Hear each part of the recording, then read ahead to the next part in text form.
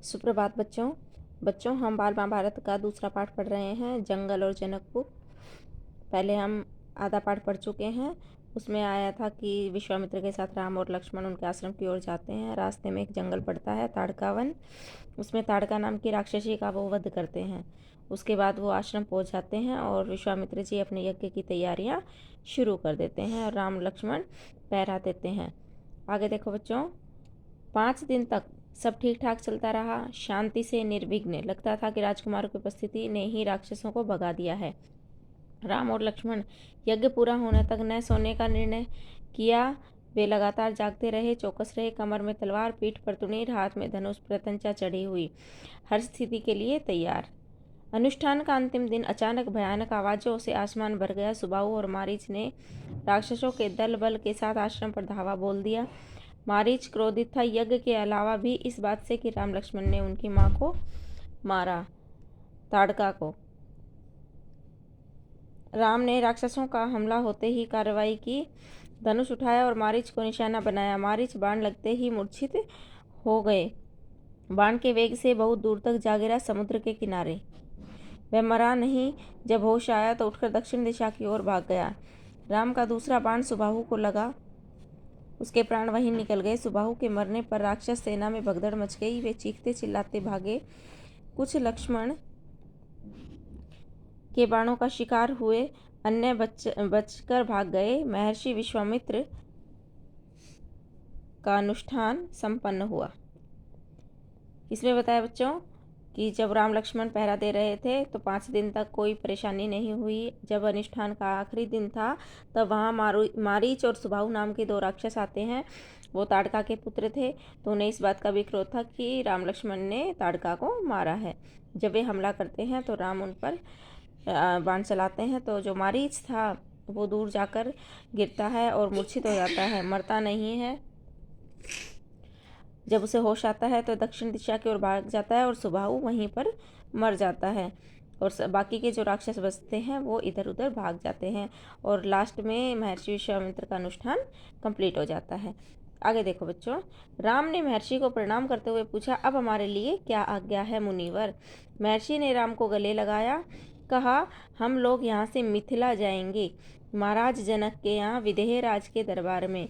मैं चाहता हूँ तुम दोनों मेरे साथ चलो उनके आयोजन में हिस्सा लेने। महाराज के पास एक अद्भुत शिव धनुष है, तुम भी उसे देखो। राम और लक्ष्मण अगली यात्रा को लेकर उत्साहित थे। नए स्थान देखने जानने का अवसर। सोन नदी पार कर विश्वामित्र मिथिला की सीमा के पास पहुंचे अपने शिष्यों और राजकुमारों के साथ। वे गौतम ऋषि के आश्रम से होते हुए नगर पहुंचे।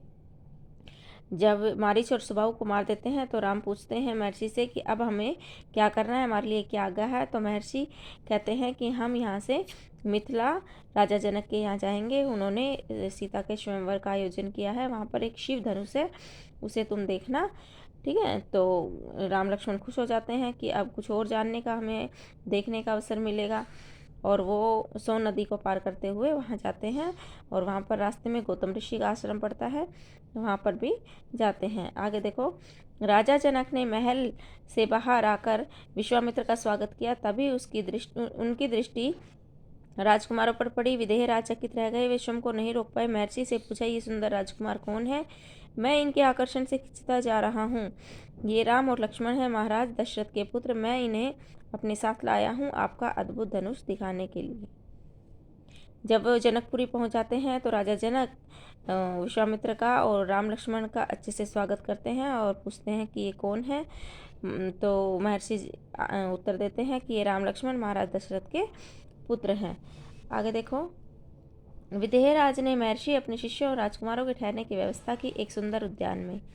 अगले दिन सभी आमंत्रित लोग, ऋषि मुनि, राजकुमार यज्ञशाला में उपस्थित हो गए। वहां महर्षि ने फिर धनुष का उल्लेख किया। महाराज जनक ने अपने अनुचरों को आज्ञा दी, शिव धनुष को यज्ञशाला में लाया जाए। शिव धनुष सचमुच विशाल था, लोहे की पेटी में रखा हुआ। पेटी में पहिए लगे थे, 8 पहिए, उसे उठाना लगभग असंभव था।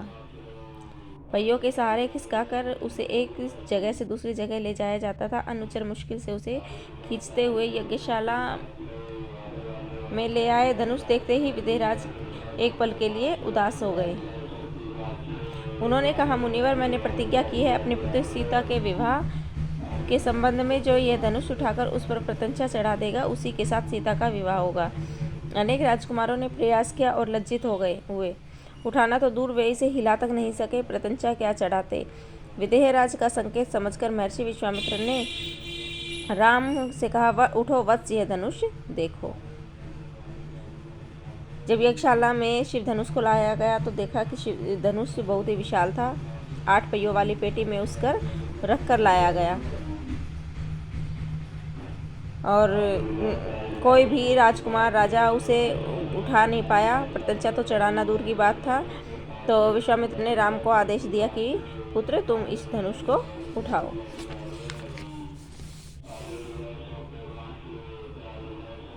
राम ने सिर झुकाकर गुरु की आज्ञा स्वीकार की, आगे बढ़े, पेटी का ढक्कन खोल दिया। राम ने पहले धनुष देखा, फिर महर्षि को। गुरु का संकेत मिलने पर राम ने यह विशाल धनुष सहज ही उठा लिया।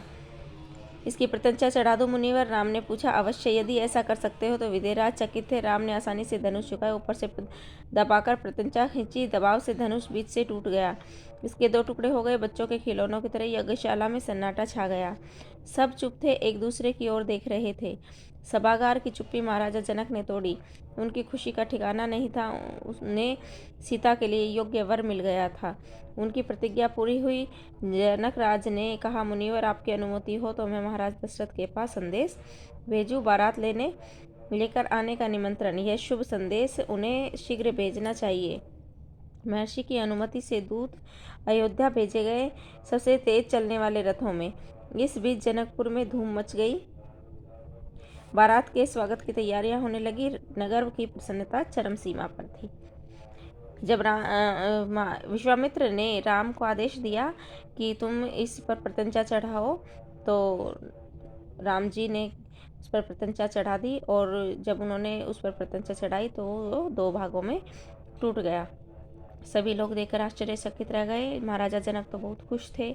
उन्होंने राजा दशरथ के पास संदेशा भेजा और वहाँ आने के लिए उन्हें निमंत्रण दिया। तो महर्षि की अनुमति से अयोध्या चले गए दूत और जनकपुर में उनके स्वागत की तैयारियां जोरों शोरों से होने लगी।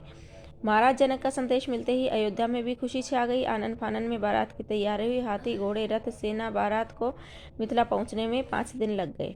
सभी लोग अच्छे से तैयारी करके मिथिला पहुंचे। जनकपुरी जगमगा रही थी। हर मार्ग पर तोरण द्वार, हर जगह पर फूलों की चादर, एक एक कोना सुवासित। हर घर के प्रवेश द्वार पर बंदरवार, एक एक घर से मंगल गीत। मुख्य मार्ग पर दर्शकों की अपार भीड़, खिड़कियों और छज्जों से झांकती महिलाएं। एक नज़र राम को देख ले, राम सीता की जोड़ी दिख जाए। यहाँ बताया है कि जनकपुरी में राम और सीता की विवाह की जो तैयारियां थी जोरों शोरों से चल रही थी। सभी लोग खुश थे और राम सीता की एक झलक देखने के लिए लालायित हो रहे थे।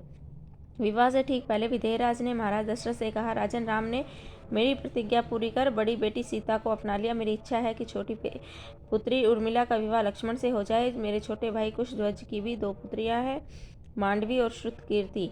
कृपया उन्हें भरत और शत्रुघ्न के लिए स्वीकार करें। राजा दशरथ ने यह प्रस्ताव तत्काल मान लिया। विवाह के बाद बारात कुछ दिन जनकपुर में रुकी। बाराती बहुओं को लेकर अयोध्या लौटे तो रानियों ने पुत्र वधुओं की आरती उतारी। स्त्रियों ने फूल बरसाए, शंख ध्वनि से कलियां गूंज उठी। यह आनंद उत्सव कई दिन तक लगातार चलता रहा।